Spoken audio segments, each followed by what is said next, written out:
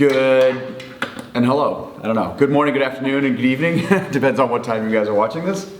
We're still working on the whole intro thing, guys. We got a fun one today. We had the idea of what are some general life skills that have large implications in the world of self-defense, right? Some of them are very direct and obvious. Some of them are more end around, and we'll kind of hit on these topics as rapidly and efficiently as we can. Awesome. So yes, basically we compiled a big list of basically things that we think that you should learn or at least teach your kids or kind of to set people up for success in life. First one is learning to swim. Yeah, we think about like self-defense as punching and kicking, right? And so the first thing we're gonna talk about here, guys, is extrapolating that out to there's a doctor I like to listen to, Dr. Peter Attia, and he talks about all-cause mortality. The ability to stay alive is self-defense, right? And that's really what a lot of this is about. So learning to swim, maybe you are not a beach person. I'm really not a beach person myself, but you might have to jump into a pool to save somebody else. If you can't do that skill, if you can't get yourself out safely, one of the things we hear tragically all the time is people jump in to save somebody else and drown themselves. Mm-hmm. I understand the hero complex, I get it, right? But also if you can't get yourself out of that situation. I'm not a swim 100 miles, butterfly, perfect form, but I can doggy paddle for a while and probably be okay. My other thing is specifically for children. I think that learning to swim and having them be comfortable in water is definitely an asset. They might have friends with pools. At any point in life, or maybe you take a beach vacation or you go to a hotel with a pool, or there's always at some point going to be some sort of water that they're going to be around and they need to be comfortable with it. My brother and his wife actually put both of their kids in swim lessons at like 4 months old, because we go to the Cape as a family. Obviously there's water. They go to... Really? In Cape Cod there's water? They go to Maine every year, and of course they have a boat, so water, right? My parents have a little lake house in Shrewsbury, so again, water. So making sure that the girls are very comfortable, because accidents happen and mistakes happen, and nobody's perfect. However, if we can teach the girls early enough to water safety, right? Don't go in the water without your floaties on at a certain age, or when they're comfortable, they might even just accidentally fall in, or when they're older, like high school age, they might fall in or get pushed in, or you never know. Tragic story last summer of a high school student. I believe adult beverages may have been involved, which shouldn't happen for high school students anyway, but a high school student fell in the pool and drowned. And the family's sued and I think charged with criminal malfeasance of some type. So bad stuff can happen obviously as a result. So the next one on the list was learn how to fall correctly. Basically, ukemi is what we talk about. Japanese jiu-jitsu or judo, it's called ukemi. How to fall and not get hurt. This is basically one of the first skills we teach people here. And we joke all the time, you might never need to learn how to choke somebody, you might never need to learn how to put a joint lock on somebody or punch somebody in the face. You damn skippy in New England are going to need to learn how to fall, because we get snow and ice and you will bust your ass at some point. And I cannot tell you how many times I have on a pair of stairs during an icy black ice season and managed to mitigate my damage. You still get bruised, cool, but you kind of laugh it off and dust yourself off as a result. Yeah, if you don't know how to fall, you might end up with rotator cuff surgery. Are we talking to somebody in particular? Yes. And even falling forward, there was a woman that fell down the stairs the other day. I was at a tax appointment, and she basically tumbled down the stairs, and just kind of knowing how to fall forward, knowing how to fall backwards is definitely a key skill, especially as we get older and start to lose our balance. Yeah, so we're not going to do too many stories, but I've got a cool one on this one. One of our students came in one night and he had been in a motorcycle accident. He was on his motorcycle. This is probably perfect storm. I'd really like to see video evidence, but the way he explained it was a car pulled out rapidly. His motorcycle went into the front tire area. He did a forward roll over the hood of the motorcycle, like one of the things we teach, and landed on his feet like, holy crap, I'm alive. Just a shock. And he had a couple of bumps and bruises, but he actually ukied. He was the person who gets beat up for a belt test that same night. His motorcycle was mangled. And I was like, that is just, obviously skill applied under stress, which is awesome. Again, I'd love to see video of it, but He explained, I saw the picture of the motorcycle. It was pretty badly mangled. He was fine. So pretty cool. So. The other thing I think for specifically women is learning some sort of self-defense. Now, it doesn't necessarily mean taking 12 years of a martial art, but just some sort of, whether it's like a RAD program or a police program in your area, or for women in the Natick area, maybe like the Warrior Women program, or just having some sort of base self-defense. My master's degree program at the end was a capstone project, and my capstone project was about women's self-defense, and it was astounding, astounding, whatever word you want to use, about how much just 1 or 2 classes in self-defense can actually do for a young female, older female, women. Like, it didn't matter the age. Obviously, I think the earlier the better, like middle school, high school, for that couple of lessons, just to kind of get them thinking about self-defense and protection, and a couple of just like key things in those programs I think are very good for girls. And it wasn't raising your ability to survive getting attacked, it was actually lowering significantly your chances of getting attacked, which is pretty damn cool. You're the next one? Yeah, the next one I'm a big fan of, guys. Learn how to eat. Now, this seems self-evident, and we're not going to go into a whole nutrition conversation. We're going to make this one really short. I follow what I call generally the 80-20 rule when I'm being really super focused about it, a 90-10 rule. That means 80% of the time or 90% of the time, I'm being very intelligent and kind of boring about a lot of my eating. This is not particularly hard. It was hard 20 years ago when I first started working with this with clients. Because the programs were cumbersome, slow, and didn't have a lot of data. It took me hours to put this in for my clients. Now you download an app called Lose It or MyFitnessPal. It's all in there for you, and you just pop, and just learn what you're eating, learn what you're consuming. Be super regimented about it for like 3 or 4 weeks, and it is such a great education. I find almost no one knows how to eat, and my worst clients are nurses and doctors by a huge margin. They might understand like, diseases and joint injuries, but they don't know the general lifestyle stuff. So take a little bit of time, guys, learn how to eat. Your body will thank you for it later. On top of that, learn kind of what added sugars are added to your meals. I did an experiment last year. This is a huge dovetail. Okay. I did an experiment last year not to eat any added sugar. So like that means like fruit's good. Yep. Basically things that have natural sugars are fine, but the amount of added sugars in breads, American amount of added sugars in ketchup, any type of like mayonnaise, your coffee creamer that you used to use, you were all bummed out about, right? So there's a bunch of stuff that just had added sugar, and they hide it in the label with like different words. Yep. So just kind of being conscious about how much actually added sugar are you putting into your diet. A ton. That is unneeded. Yep. The next one is how to move. So I put on there play a team sport for a couple of reasons. Yeah. A team sport, basically if you're playing soccer, hockey, football, you're learning how to move, you're learning how to be coordinated, you're learning hand-eye coordination or different coordination with our body parts, but you're also learning a separate skill of basically being coached, and that skill of how to be coached. Sure. And also that skill, Be coachable, another life skill. Being coachable. Being hardworking, even if maybe you don't like the sport particular, but also like sticking out your commitments. And how to play with other people. How to, if somebody is not very good on your team, like how to kind of deal with that, or team sports I do think add a huge value to people's lives. Lifelong longevity, and again that whole idea of minimizing all-cause mortality. Like we all know, as we age, we tend to lose agility, we tend to lose body control, we tend to lose body strength. Having an activity that you're engaged in, we're biased, jiu-jitsu, Allison plays hockey, these type of things can help minimize a lot of that loss over time, and minimize your chances of taking a bad tumble and getting hurt, and increasing your chance of death, basically. Not to be dramatic, but realistically that's what we're talking about. Perfect. The next one on the list is change a tire. Yep. For me, it's called AAA.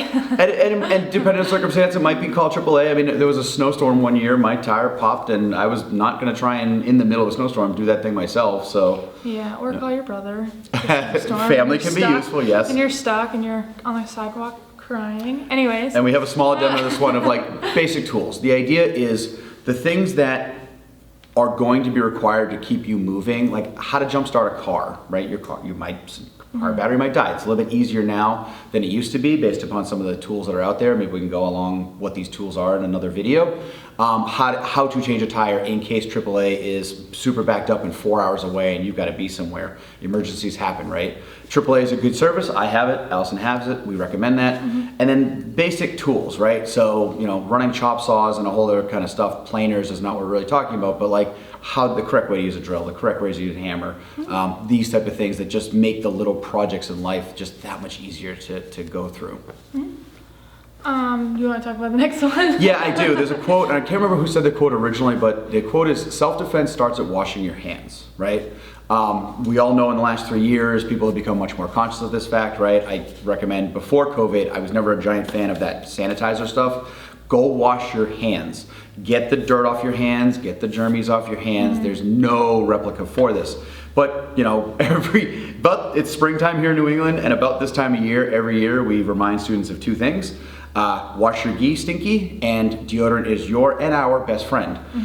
These are the kind of things that make all of our lives just a little bit better. Brushing your teeth and flossing, right? There's often 2 things that make these life enhancements better. And just general hygiene, right? Be conscious, be aware. I know we're talking to we're preaching to the choir for a lot of this stuff, but like just the general hygiene things, it kind of goes along with the how to eat and how to move and make sure exercise is part of your life. It's very hard to talk about self-defense and not talk about all these very basic things. Next one is how to de-escalate yourself and others, specifically yourself in a situation. So like what kind of skills and tactics do you use to kind of calm yourself? Some skills don't work for other people. If taking a deep breath and, you know, meditating isn't something that you want to do, but maybe like walking away or just how to kind of remove yourself from a situation or de-escalate yourself so that you don't add fire to the already Allison and I had some building. epic arguments over the years. 2 hard-nosed stubborn Italians. We've had some epic arguments over the years, and there's a quote from the book Conflict Communications. I recommend you read that book. Take a deep breath, realize that you're emotionally elevated, and state out loud, "I'm sorry, I was getting upset there. Let me walk that back."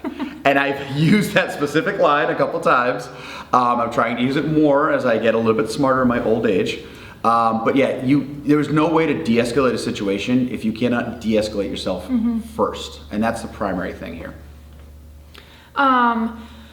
The next one is when to ask for help. I also added a little subcategory. When to take a break and decompress is also kind of, Break? I think, one of, What's a break? Yeah, that's my point. I don't understand what this break thing is. So when to ask for help, like obviously we all need help at some time. Sometimes it might be watching kids, or you need help with a project, like a DIY project, or you need help painting, or whatever it is. Just know kind of when to ask for help and who to ask for help, as well as if you're super stressed at work or you're running yourself ragged, I guess would be a good term for that, but just taking a break. What do you like to do? Maybe spend an hour doing that. Maybe it's just an hour just by yourself, or just kind of when to take that break, when to use those decompression techniques, and just like do things that you like. Maybe it's painting or knitting or playing PlayStation, whatever it is that you like to do. For maybe you set a timer for 30 minutes and you just do it for 30 minutes and help yourself decompress. Take a quick break. I'm gonna add a quick one here that's not on the list that actually just made me think of is have hobbies. Have hobbies that equal this function of these breaks. So like for me, making beef jerky, or I've been, COVID gave me time to like learn how to smoke meat better and play with my sous vide machine. So cooking is a big one for me, but also like specifically making beef jerky. That's also kind of one of my life enhancements, because one of my favorite things about making beef jerky, other than eating it, is giving it away. I really enjoy the making other people happy around me with this product. So. Right, and on top of that, if you're wondering how that has to do with self-defense, mainly curry favorite in your neighborhood. What? Give people jerky, make them happy, then they give you favors back. I was thinking more of like you can't save other people's life if you can't save your own. So Yeah, true. They tell you on the airplane to put your mask on first. That's pretty Yep. much kind of this analogy as far as like you've got to have good mental health to be able to be a good partner, to be a good Yep. significant other, to be whatever, a good mom, a good dad. You need to be able to have those mental breaks and make sure you're a supportive partner if your partner does need a break or time to themselves. Right. Next one's read a map. I know in the modern era, we are all going to go Waze, Google, Apple, whatever. Show me how to get to Pizza Hut. Do people go to Pizza Hut anymore? People. I don't know. First one that came to mind. But there are times where self-service doesn't work. And I was in New York recently and looking, I don't know the New York Manhattan topography at all, but I was able to look at a map in the subway where my self-service was crap and figure out kind of, okay, we're going there, that's the next stop, okay, cool. Just having that basic kind of wherewithal of where you are in time and space. And then, I wasn't lost in the woods, I was in, the urban jungle, I was in Manhattan, but knowing how to find your way home is kind of vital. Yep. And especially we talk about self-defense situations like getting to safety. There's a little video I did about we never run away from danger, we run to safety. If I have to do that, where is safety? And knowing where I am, with topography is kind of a big deal. Yes, definitely. There is one in between read a map and the one I'm going to say now. We'll kind of revisit that. Knowing CPR and how to stop the bleed is kind of another huge, specifically self-defense one. I have two guests actually I want to bring on for this. One is a paramedic nurse, the other one is a surgeon that I'm talking to both of them. And to kind of make this a much bigger topic, you can go through YouTube and there's tons and tons and tons of really good data on this one, guys, but there's basic CPR. Almost everybody I know is taking a basic CPR, and then there's a next level called trauma training, so stopping massive hemorrhaging bleeding. There's certainly targeted stuff out there in the shooting community or the self-defense community. If somebody gets stabbed, somebody gets shot, but what if they fall off a ladder and they have a compound fracture and blood is aggressively coming out of where it's not supposed to come out? How do you stop that in time to get them? Exsanguination or bleeding out is one of the leading causes of death in the case of trauma. How do we prevent that to get them to a hospital in time? I think time management is also something that I think is very important to learn. Just knowing how to manage your time and how to manage. Well, it goes to stress, it goes to effectiveness, it goes to pretty much everything, like work life and just general life balance. Yep. The other two that we put on, one that I said I'd revisit later, save money, how to invest, taxes, how to do a budget, and basically like interest rates. I feel like a lot of people don't understand what interest rates are or how taxes work. I definitely had the dad or the brother tax. Like all of my Halloween candy, I'd have to give 1/3 of it to at least one of them anyways. Or like a big dad bite of your sandwich, or my brother does that to his girls. It's Have you seen the video of funny. Shaq, the dad bite? The dad tax? Like that's what I'm saying. His kid, it's definitely a thing. Shaq has like 15 kids, and every kid comes in with their snack, and Shaq goes, "Dad bite," and he takes like a giant. Takes a big bite out to check for quality control. I love that. My dad does the same thing. Yeah. Yep, absolutely. But just kind of that overall concept, how to create a budget, right? How to save a specific amount of money for emergencies or. There's a very specific thing I talk about with our younger students here, and this is anywhere, usually 7 to 14, trying to help teach them appreciation for where they live. We live in a kind of nice area, right? Suburbs of Boston. As a concept I've personally titled self-defense by zip code, right? You can look at a zip code and look at the incidences of crime. And if you made it to that zip code, maybe you just got lucky. I'm certain a lot of the kids here didn't earn their way to the zip code, but a lot of their parents did. I know my father wasn't born in this country. My family got lucky, and he earned self-defense by zip code. He worked really hard and moved to an area where the crime is very low, the schools are very good, and that takes a tremendous amount of work, and it takes a tremendous amount of understanding exactly what Allison's talking about, budgeting, investing, how to 10x your results. It's not just, you know, trade your time for money. That will only get you so far. What else can you do with that? And it's big. This is a big topic. All these other life enhancement things are oftentimes predicated by this one thing. If you're working 100 hours a week and just to pay your basic bills, it's very hard to balance the rest of this stuff off. And the last one actually on our list is I put shut off the water. I actually had to teach my roommate how to shut off the water. One of our pipes froze, and ultimately, like if that pipe freezes and it cracks, it obviously is can have a lot of damage. So every time that either one of us would leave the house and not be able to monitor this pipe and monitor the water that might be coming out of this pipe, we shut off the water to mitigate any type of damage. Anytime we used to go on vacation for a long period of time, my family would shut off the water because something might happen while you're on vacation. And, you know, yes, we were only 2 hours away, but if you took a trip to Italy for 3 weeks, and now there's water pouring into your house and you have, I'm sure we all know somebody where that happened. Yep, absolutely. You know. So just kind of those house must-dos on those lists. And if you are going to own a house, just kind of some basic, like, stuff as far as like arming your house or like safety as far as like exits for fire or like that kind of stuff that I feel like should be common sense. But maybe that's our I'm gonna write it down. That's our next one. Home defense. Home defense prep. I've got a lot of training on that myself. Maybe that's our next video, things to talk about how to stage things up. That would require some B-roll video of like home stuff. Maybe. We'll have to go on location.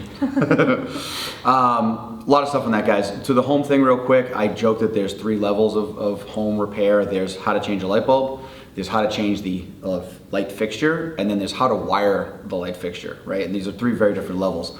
I'm somewhere between the change the light bulb and change the light fixture. I have almost no interest in learning how to wire things up. My brother has that skill set. I do not, and I'm probably unlikely to develop that skill set. I have friends who are very good at that. Working on the how to change a light fixture thing out scares the crap out of me. You know, guy with knife, fine.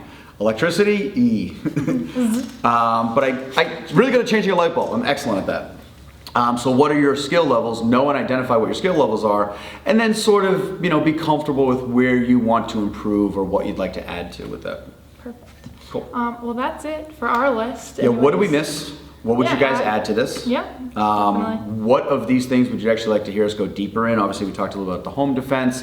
De-escalation is, God, a giant well of things that we can work on. How to move, obviously in jiu-jitsu, we have a lot of conversations about this one. We're probably not the one to do an hour-long spin-off on saving and investing. There's this guy you may have heard of called Dave Ramsey. If you want the very basic, simple approach to this, he's got quite a lot of material that you can go look at. That will be a 10x on your intelligence and that kind of stuff. I am certified up on teaching people how to eat. We work on how to fall. What kind of things would you guys add to the list? What kind of things would you like to see us go deeper on the list too? Allison has a huge amount of experience with both sport, again, master in psychology. We can dig into this stuff quite a bit, so cool. Awesome. Can't wait to hear your feedback. As always, guys, if you'd like it, we'd appreciate it. Throw a like on the video. I know we're supposed to do this somewhere in the middle, but we keep forgetting. Throw a like on the video, share it out to friends, and comment down below. Thanks, guys, for joining us.